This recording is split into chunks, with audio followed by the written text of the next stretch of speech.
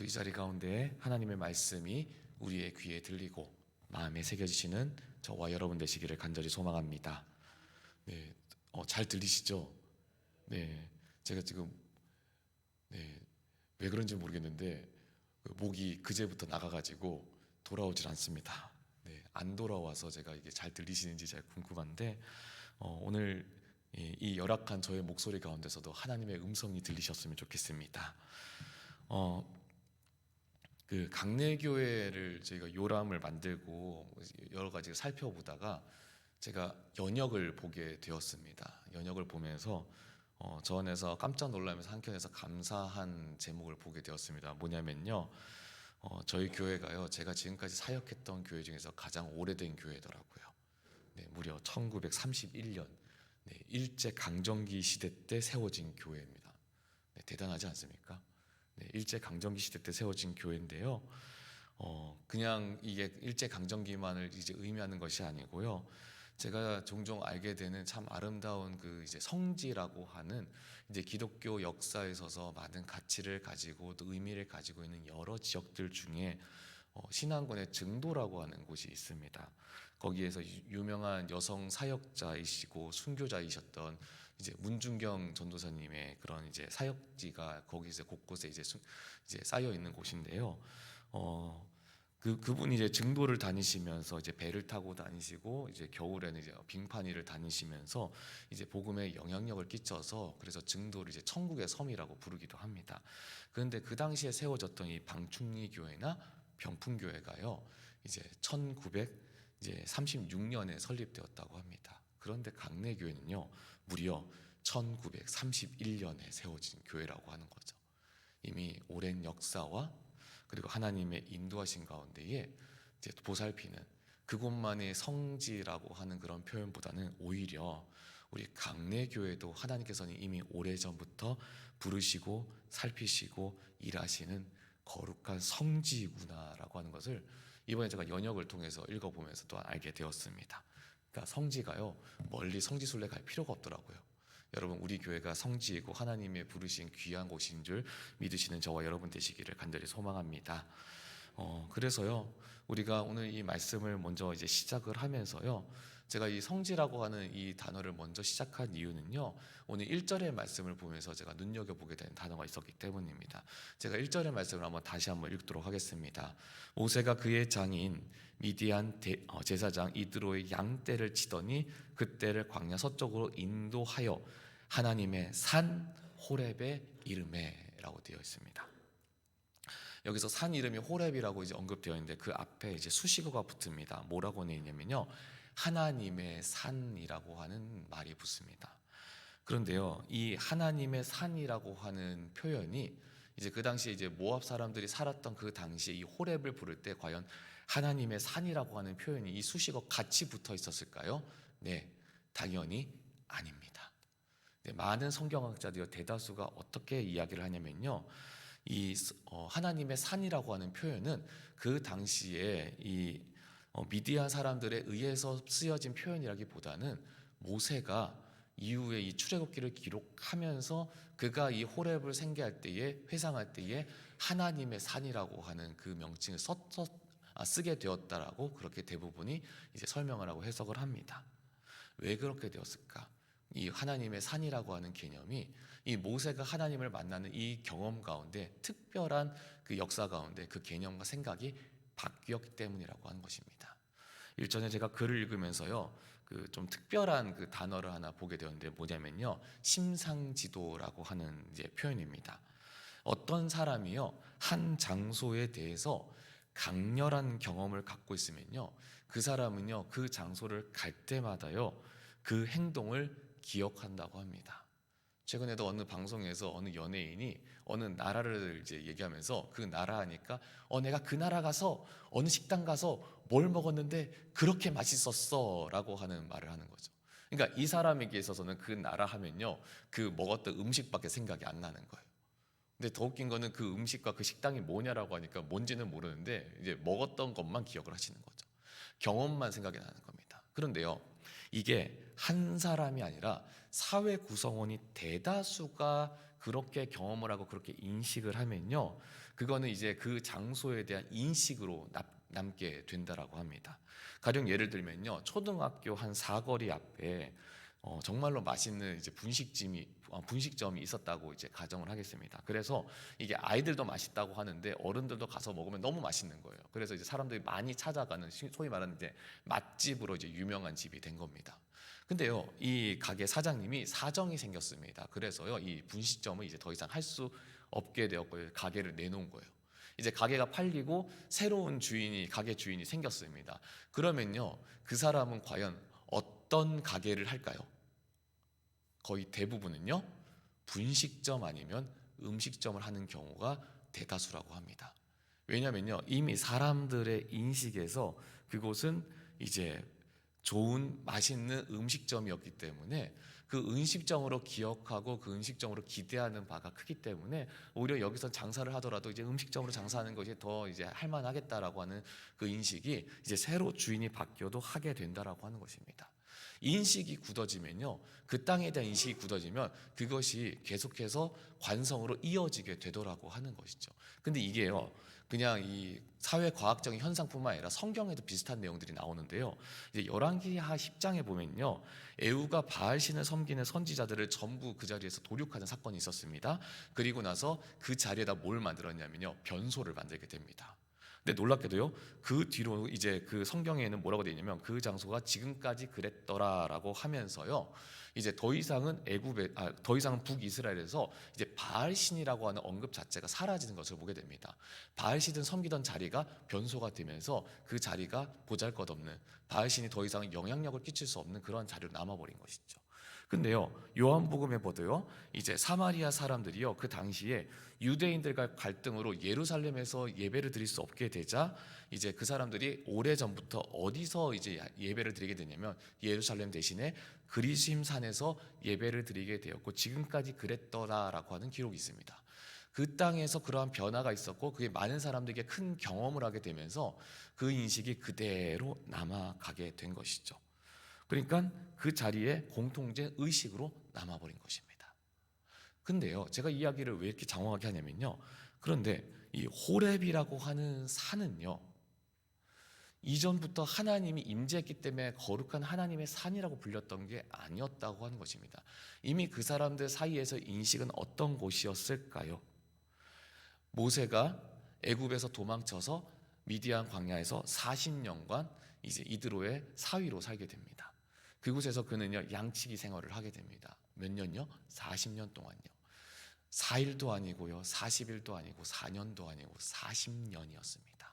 그러니까 하나님을 만나기 전 모세에게 있어서 이 호렙이라고 하는 곳은요, 뭔가 특별하거나 대단한 곳이 아니었습니다. 그냥 자기가 늘 항상 하던 일상에서 양치기를 하던 아무런 그런 의미가 없던 일상적인 일터였고 평범한 삶의 터전이었습니다. 뭐 하나 하나님과 연관 지을 만한 특별한 곳이 없었다는 것입니다. 아마도요, 그날도 모세는요, 그냥 양을 먹이려고 호렙산을 올랐을 것입니다. 그 이상의 의미도 없었고 그 이상의 기대도 없었습니다. 근데 그날만큼은, 오늘의 본문의 말씀의 이 사건만큼은 정말 특별한 경험을 하게 되죠. 2절의 말씀을 제가 다시 한번 받들어 읽으면요, 여호와의 사자가 떨기나무 가운데 나오는 불꽃 안에 그에게 나타나신지라. 그가 보니 떨기나무에 불이 붙었으나 그 떨기나무가 사라지지 아니한지라. 모세가 호렙산에 오르면서 떨기나무에 불이 붙은 장면을 보게 됩니다. 근데요, 이 장면조차도요, 성경학자들은 그렇게 놀라운 장면은 아니었다라고 합니다.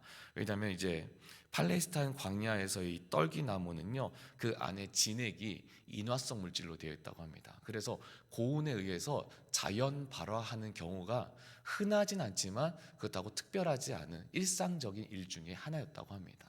당연히 아마 어쩌면 성경을 이제 말씀을 보면서 이러한 상상을 하게 되는 것이요. 양치려고 이제 양떼들을 데리고 호렙산에 올라가게 됩니다. 가는 길에 저기 떨기나무에서 불이 붙어 있는 것을 보게 됩니다. 아까도 얘기했지만 드물지만 그렇게 놀라운 장면은 아니었다는 말씀을 드렸잖아요. 불이 붙었네. 여기 이거 말라서 이제 타는구나라고 아마 모세는 생각했을 겁니다.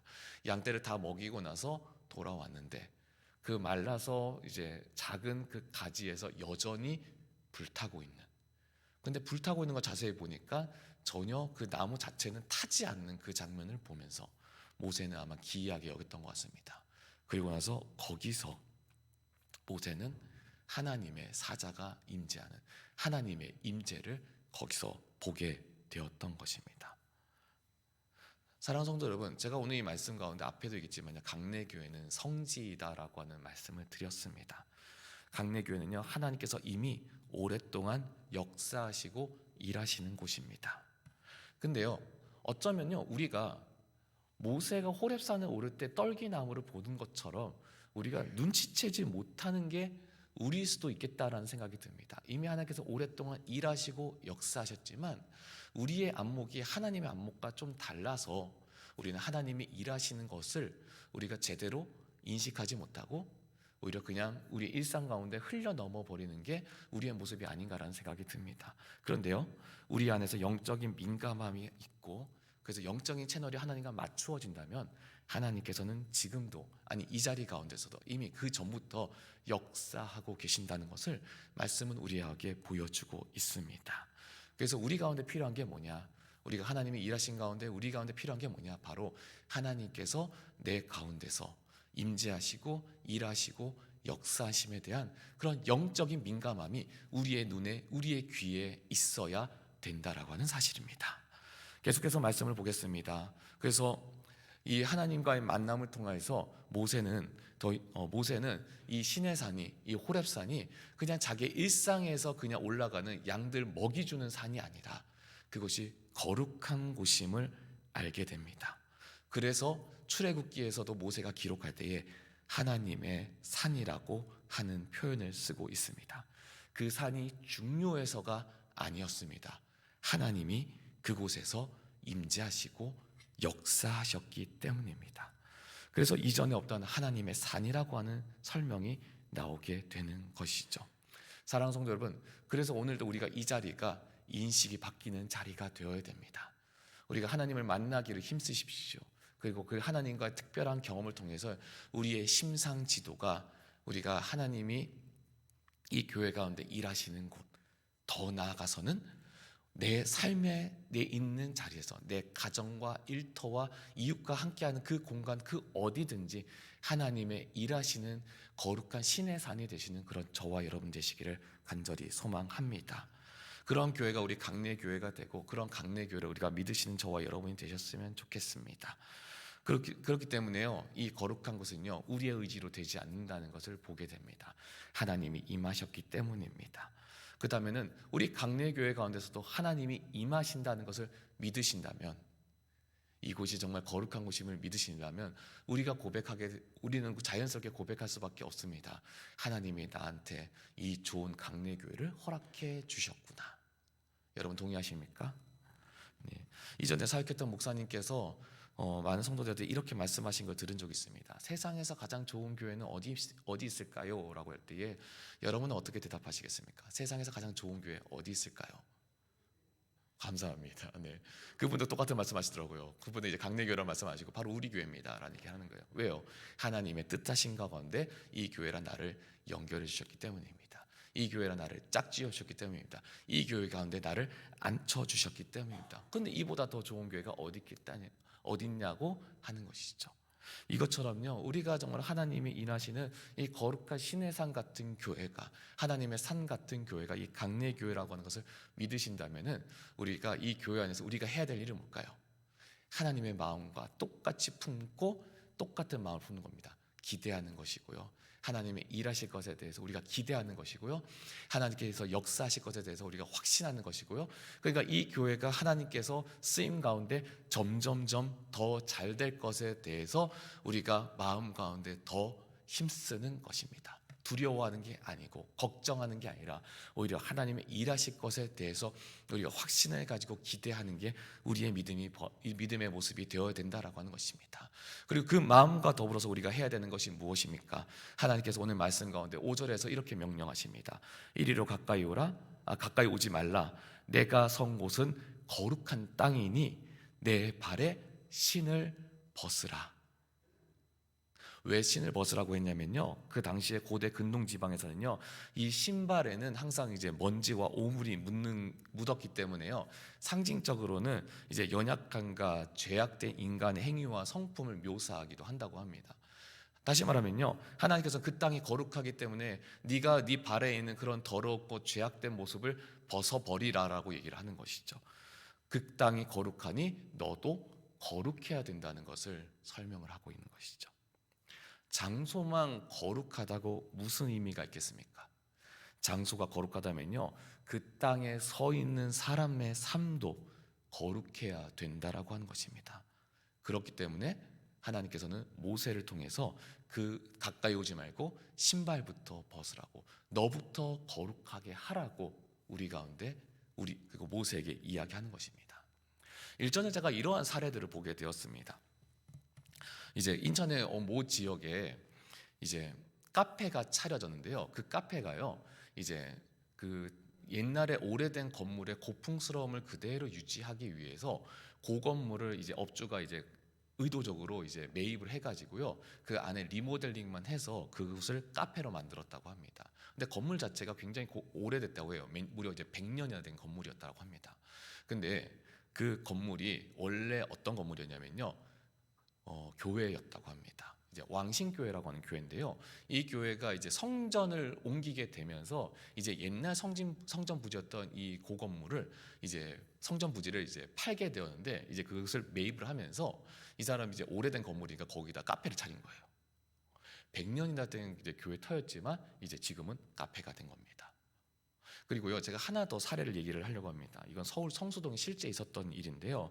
이제 모 교회에서 똑같이 이제 성전 부지를 옮기게 되면서 이제 옛날 구성전을 이제 그 성전 부지를 이제 매각하게 되었는데, 그때 이제 여러 이제 입찰자가 이제 나오면서 이제 어떤 계획을 가지고 이제 이 건물을 사게 되는지에 대해서 이제 매입 의도에 대해서 쓰는데, 이제 어떤 한 업체가 청년들을 위한 복합 문화 예술 공간이라고 이렇게 써놓은 거예요. 그러니까 이제 교회 입장에서 여기가 정말 좋겠다라고 해서 여기를 이제 매입자로 이제 선정을 해가지고 건물을 성전 부지를 팔게 되었는데요. 놀랍게도 이 사람이요, 이제 아까 말했던 청년을 위한 복합 문화 예술 공간이라고 이제 표현은 했지만 뭘로 이제 개조해서 쓰게 되냐면요, 이제 소위 말하는 술집이죠. 클럽을 만들어서 쓰게 된 거죠. 근데 더 충격적인 거는 건물을 부수거나 하는 것도 아니라 그 안에 인테리어를 그대로 보존한 상태에서 클럽을 쓴 거죠. 그러니까 이제 옛날엔 교회였는데 지금 클럽이라고 하니까 오히려 젊은 사람들이 더 많이 찾는 그런, 이제 웃지 못할 그런 너무 충격적인 사건이 벌어진 거죠. 100년 동안 교회였다가 카페가 된 건물. 이전에는 하나님의 거룩한 성전이었지만 오히려 술집이 된 건물. 성도들은 그 건물이 거룩하다고 할 수 있을까요? 여전히 그 건물에 하나님의 거룩함을 나타내는 곳이라고 할 수 있을까요? 네, 아마 여기서 많은 분들이 당연히 아니라는 얘기를 할 겁니다. 근데 그 반대를 얘기해 볼까요? 네, 포항 중섬로 교회라고 하는 교회가 있습니다. 근데 그 교회가 이제 성전을 부지를 매각을 합니다. 근데 건물을 실제로 사가지고 사서 거기 안에 인테리어만 이제 고쳐가지고 이제 새로 이제 교회를 이제 새 성전으로 이제 들어가게 되는데요. 근데 그 교회가 전에 있던 건물이 무엇이었냐면요, 나이트 클럽이었다고 합니다. 예, 술집이었죠. 근데 술집을 인테리어만 개조해서 이제 교회라고 하는 간판을 달고 교회를 세우게 된 겁니다. 근데 이거보다 더 충격적이었던 교회가 대구의 할렐루야 교회라고, 지금 이제 재건축하면서 없어졌다고 하는데요. 그 교회 같은 경우에는 이제 나이트 클럽이었는데 거기도 아예 그 간판 자체가 화려하고 건물 자체가 너무나 삐까번쩍해가지고 누가 봐도 술집인 그 건물인데, 그 건물에 이 교회가 이제 매각을 해가지고 들어가게 된 겁니다. 근데 이제 밖에 외장 인테리어를 이제 그 새로 고칠 그런 이제 재정적 여력이 없어서 그냥 간판만 교회로 바꾸고 건물 꼭대기만 십자가를 달고, 외관은 누가 봐도 나이트클럽인데 거기를 이제 십자가만 단 이제 교회로 바꾼 겁니다. 사람들이 이제 이거 충격을 받은 거예요. 이게 원래 전에는 나이트클럽인데 교회라고 이름이 바뀌었어라고 하는 거죠. 근데 그 동네 사람들이 그래서 기대했던 게 하나 있다고 합니다. 뭐냐면은 이제 그 나이트클럽이 위에가 지붕이 열리는 구조라고 합니다. 그럼 목사님이 축도할 때 그 지붕이 열리나 이렇게 이제 기대를 했다고 하는 이제 웃지 못할 이야기도 있었습니다. 그리고 미국의 타임스퀘어 교회 같은 경우에는 이제 극장을 개조해서 교회로 이제 새로 차리게 되었고, 아워 세이비어 루터 교회 같은 경우에는 아예 전에 건물이 이제 맥주 공장이었다가 이제 교회로 차리면서 그것이 이제 더 이상 맥주 공장이 아니라 그 자리가 교회가 되었다라고 하는 얘기를 듣게 됩니다. 최근에도 어떤 교회는 이제 극장을 아예 새로 이제 철소형 극장에서 이제 교회가 들어가게 되는 그런 일도 보게 되는데요. 근데 여기서 다시 한번 질문하게 됩니다.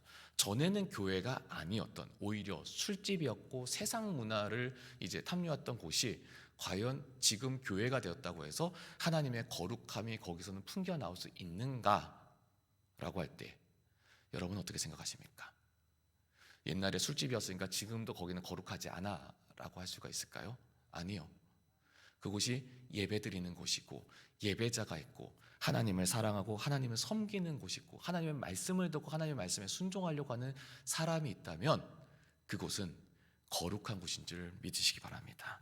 그렇다면요, 거룩한 곳은요 장소만 거룩한 게 아니라 하나님께 부름받은 사람이 있어야 거룩한 곳입니다. 하나님께 부름받은 사람이 그곳에 있어서 하나님의 뜻에 맞는 일을 해야 그곳이 거룩한 곳입니다. 그렇다면 사랑하는 성도 여러분, 우리가 아까 얘기한 대로요, 우리의 신의 산은, 우리의 거룩한 하나님의 산은 어디인가라고 했을 때에 우리는 강내교회라고 얘기를 했습니다. 그리고 우리의 삶의 자리라고 얘기했습니다. 우리의 가정일 수도 있고 우리의 이웃과 함께하는 공간일 수 있다는 얘기를 했습니다. 그렇다면 우리는 거기서 우리가 가장 많이 하시는 일은 무엇입니까? 하나님의 사랑과 하나님 은혜로 서로를 위로해주고 서로를 격려해주고 서로를 칭찬해주는 일이 여러분이 가장 많이 하시는 일이십니까? 아니면 세상 사람들처럼 이거 불편하면 이거 불편하다, 저거 뭐하다, 이거 하다, 국수가 질기다, 국수가 불었다, 이렇게 하면서 우리의 불평과 우리의 불만을 토로하는 것이 우리가 있는 거룩한 곳입니까?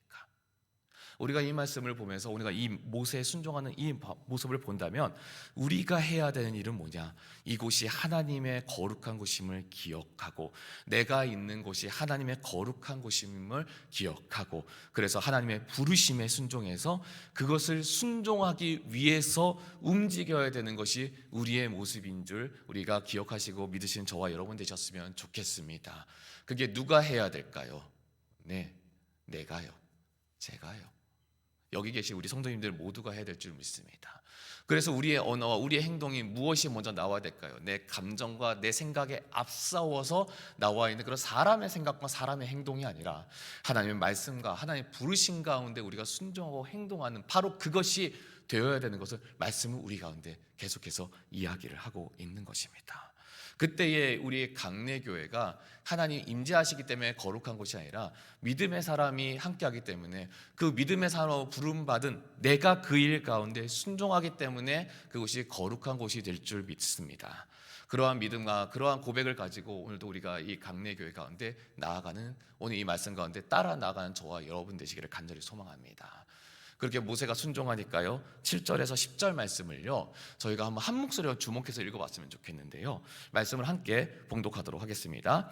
여호와께서 이르시되 내가 애굽에 있는 내 백성의 고통을 분명히 보고 그들의 감독자로 말미암아 부르짖음을 듣고 그 근심을 알고 내가 내려가서 그들을 애굽인의 손에서 건져내고 그들을 그 땅에서 인도하여 아름답고 광대한 땅, 젖과 꿀이 흐르는 땅, 곧 가나안 족속, 헷 족속, 아모리 족속, 브리스 족속, 히위 족속, 여부스 족속의 지방으로 데려가려 하노라. 이제 가라. 이스라엘 자손의 부르짖음이 내게 달하고 애굽 사람이 그들을 괴롭히는 학대도 내가 보았으니 이제 내가 너를 바로에게 보내어 너에게 내 백성 이스라엘 자손을 애굽에서 인도하여 내게 하리라. 할렐루야. 예. 이제는 거룩한 곳을 하나님께서 세우시는 것이 아니라 하나님께서 뭘 명령하시냐면요, 이스라엘에게 애굽에서 해방될 것을 선포하십니다. 그리고 그 일 가운데 모세를 통해서 쓸 것을 이제 말씀하고 계십니다. 그런데요, 히브리 사람들이요, 당시에 이스라엘 사람들이 뭐가 힘이 있었을까요? 아닙니다. 애굽이라는 나라가 그렇게 만만한 나라일까요? 아닙니다. 애굽은요, 그 당시에 가장 큰 강대국이었습니다. 이스라엘은요, 작은 민족일 수밖에 없습니다. 그리고 그들의 신분은 노예였습니다. 애굽에서 노예 생활을 하면서 그들은 억압받고 탄압받고 그 어떠한 스스로가 독립할 수 있는 가능성이라고 하는 것을 티끌조차도 볼 수 없었던 그런 연약한 민족이 바로 이 이스라엘 사람들이었습니다. 그런데 그들을 향해서 하나님께서 뭘 얘기하냐? 내가 그들을 해방시키겠다고 얘기합니다. 그리고 그 땅에서 옮겨서 가나안 땅에, 약속의 가나안 땅에 옮겨줄 것에 대해서 말씀하고 계십니다. 한마디로 세상적인 관점에서 보면요, 한마디로 세 글자로 요약하면요, 불가능이에요. 저 힘없는 나라가 독립을 한다고? 저 힘없는 나라가 광야를 뚫고 와서 지금 이미 국가를 차리고 있는 이 나라 가운데 정복을 한다고? 불가능한 겁니다. 근데 우리는 말씀에서 압니다. 하나님께서 그 모든 것을 그 말씀대로 다 하셨습니다.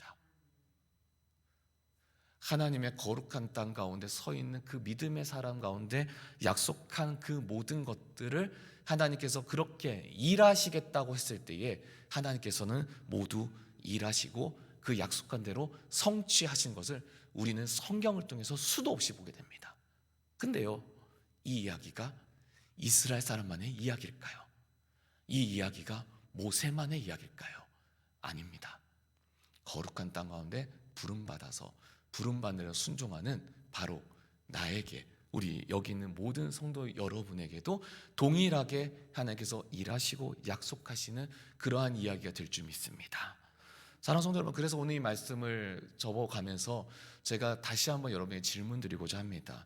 여러분이 강례교회에서 신앙생활을 하면서 여러분은 어떤 비전을 품고 계십니까? 송구영신 예배 때 담임 목사님께서 부흥을 선포하셨습니다. 담임 목사님만의 비전일까요? 우리 교회만의 비전일까요? 아니요.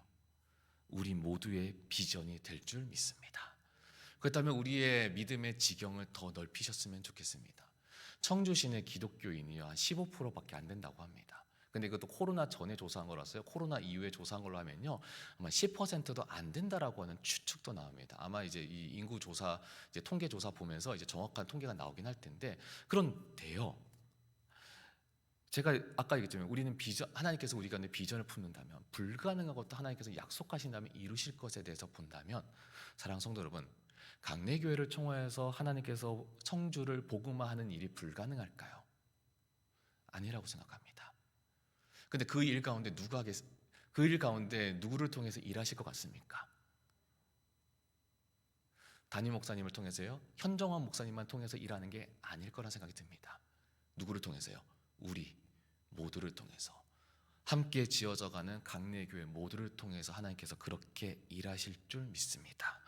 그렇다면요, 아니요, 한 번 더 할게요. 일하실 줄 믿습니다. 네, 그렇다면요, 우리가 하나님께 부름받았다라고 하는 그 확신과 순종만 있으면, 확신과 순종을 가지고 나아가신다면 그 일이 어려운 일이 아니라, 불가능한 일이 아니라 약속한 대로 이루시는 일이 될 줄 믿습니다. 그래서 더 나아가서는, 그래서 우리가 그러한 믿음으로 우리가 오늘도 우리가 강례교회에서 오늘도 우리의 삶의 자리에서 하나님의 거룩한 일을 할 것이 무엇인지를 찾아가시는 저와 여러분 되셨으면 좋겠습니다. 그래서 마지막에 하나님께서, 주님께서 우리를 부르실 때에 우리가 하나님 앞에 이런 것들을 이야기하고 칭찬받았으면 좋겠습니다. 예수님께서 만약에 주님께서 이 땅에 주님 다시 오시고 우리가 주님 다시 만날 때에, 사랑하는 진우가 너 여태 뭐 했니? 라고 했을 때, 주님, 제가 신앙생활 열심히 해서 몇십 년 동안 예배 한 번도 안 빠지고 왔습니다. 네, 그것만으로 칭찬받으실까요? 그것만으로 칭찬받기를 원하십니까? 아니요, 우리는 스케일을 더 키워야 됩니다. 주님, 하나님께서 우리 강례교회 가운데 비전을 주셨고 그 비전 가운데 하나님께서 일하길 원하셨고, 그래서 제가 그 비전 가운데 조금이라도 보탬 되려고 하나님, 제가 열심히 헌신하고 노력하고 힘썼는데, 그래서 하나님께서 우리 강례를 통해서 하나님께서 크게 영광 받은 것을, 하나님께서 나에게 보게 하신 것을 내가 보았습니다. 더 나아가서는 그 옆 동네 오송도 그리고 청주도 아니요 세종도 대한민국을 하나님께서 크게 영광 받으시는 것을 내가 보았습니다. 하나님께서 그 일 가운데 그 중심에 저를 쓰신 것을 제가 보았습니다. 주님 저 잘했지요 라고 하는 고백, 어느 게 더 때깔나 보이십니까? 어느 게 더 있어 보이세요? 저는 하나님 앞에 있어 보이는 칭찬받는 저와 여러분 되셨으면 좋겠습니다. 그러한 우리가 스케일을 가지고, 그러한 믿음을 가지고 오늘도 우리가 순종해 나가십시오. 전진해 나가십시오. 힘차게 나가십시오. 그러면 하나님께서 우리의 믿음을 통하여서, 우리의 고백을 통하여서, 우리의 헌신을 통하여서 하나님께서 크게 일하실 줄 믿습니다. 그러한 오늘 이 말씀 가운데 고백이 우리의 믿음의 고백이 되고 우리의 삶이 되시는 그런 저와 여러분 되시기를 간절히 소망합니다.